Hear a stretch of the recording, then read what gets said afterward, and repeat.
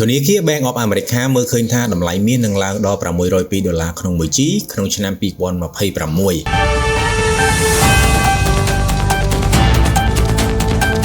ធនាគារ Bank of America បានរំពឹងថាតម្លៃមាសនឹងបន្តឡើងទៅបំបីកំណត់ត្រាថ្មីក្នុងឆ្នាំ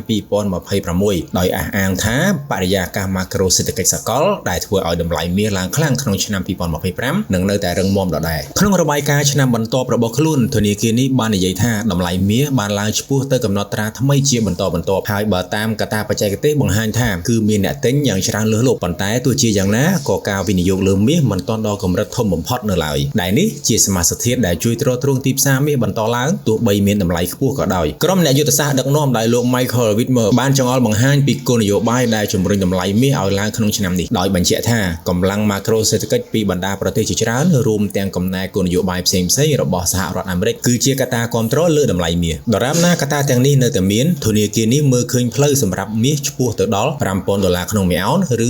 $602ក្នុង1ជីនៅឆ្នាំ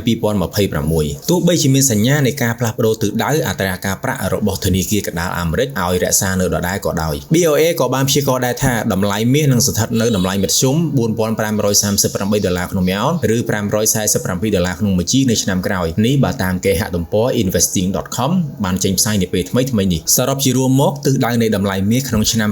2026ខាងមុខបង្ហាញថាតម្លៃមាសនឹងហក់ឡើងលើសដើមទៀតស្របពេលតម្លៃបច្ចុប្បន្ននៅពុំទាន់ដឹងនៅឡើយហើយនេះគឺជាឱកាសសម្រាប់វិនិយោគិនចាប់យកតាមរយៈការទិញមាសទុករយៈពេលវែងឬធ្វើការជួញដូរដើម្បីទទួលយកប្រាក់ចំណេញ